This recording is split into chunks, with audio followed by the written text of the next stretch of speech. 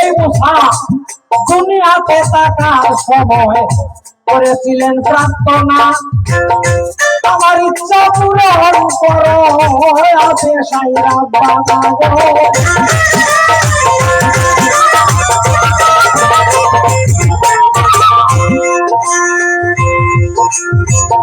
হাসর মাঠে আসবেন নবী কোন রাস্তা দিয়া, আমার সেই রাস্তাটা দেখাইল শেষ দিন আছে সাইকেলিয়া।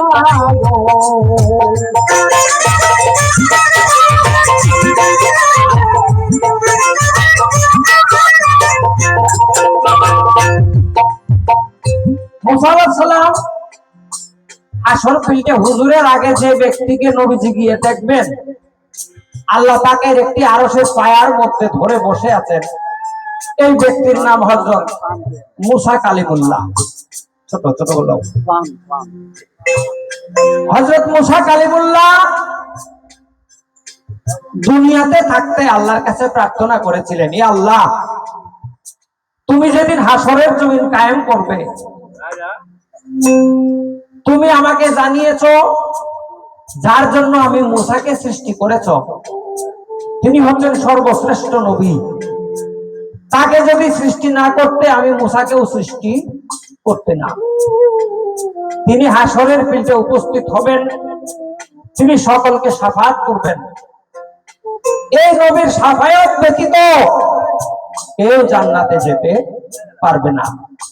এ আল্লাহ, এই নবীজি হাসরের ফিল্ডে কিভাবে উপস্থিত হন তুমি দয়া করে আমাকে একটু দেখাইও। আল্লাহ পাক বললেন, মুসা যাও, আমার হাবিবের উসিলা দিয়ে যেহেতু প্রার্থনা করেছো, আমি আমার হাবিবের নাম রেখেছি হাসের, তিনি হাসর ফিল্ডে প্রথম উপস্থিত হবেন।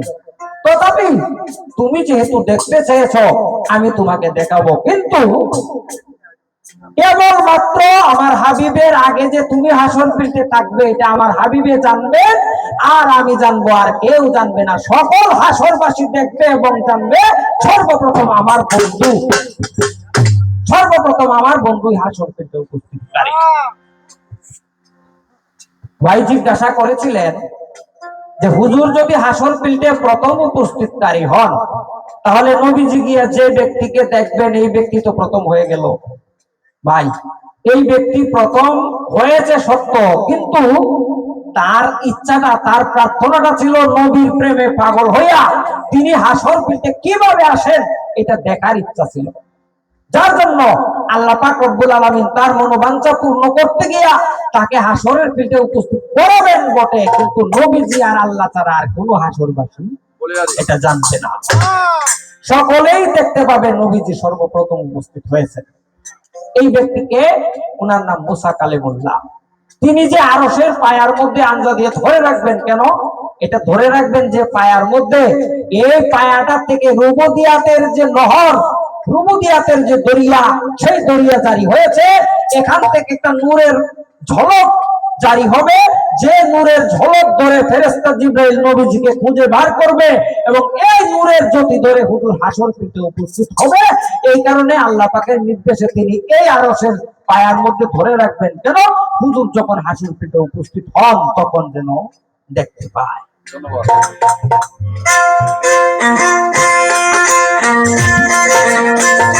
এই তো ভাইয়ের জিজ্ঞাসা ছিল,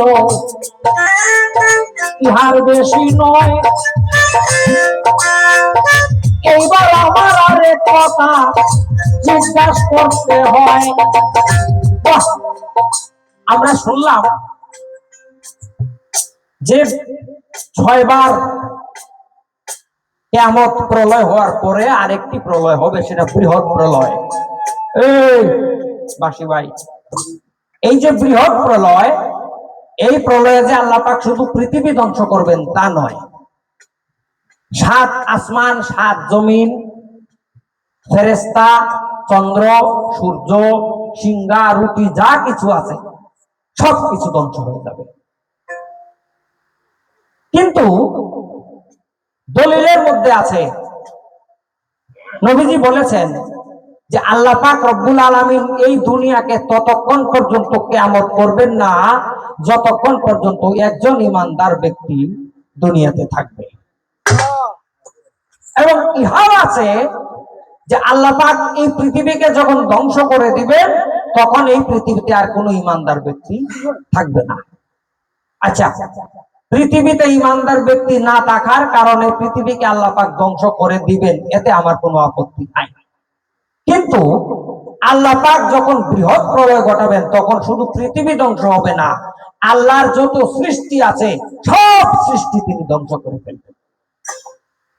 তাহলে আসমানের উপরে যে ফেরেশতারা আছে, ফেরেশতারা তো যে ফেরেশতাকে আল্লাহ পাক যে দায়িত্ব দিয়েছেন সেই দায়িত্বে তারা নিয়োজিত আছেন, সেই দায়িত্বই পালন করতেছেন, তারা কখনো দায়িত্বচ্যুত হবে না।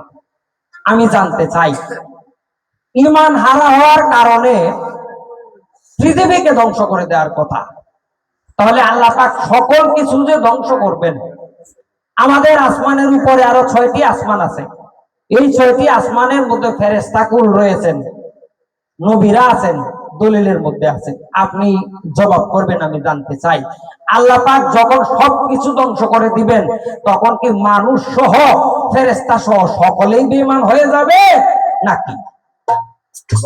যদি সকলেই বেঈমান না হয় তাহলে বেঈমান হয়ে যাওয়ার কারণে পৃথিবীকে ধ্বংস করে দেওয়ার কথা, অন্য অন্য সৃষ্টি সমূহ আল্লাহ পাক ধ্বংস করবেন কেন? এই আমার একটা জিজ্ঞাসা।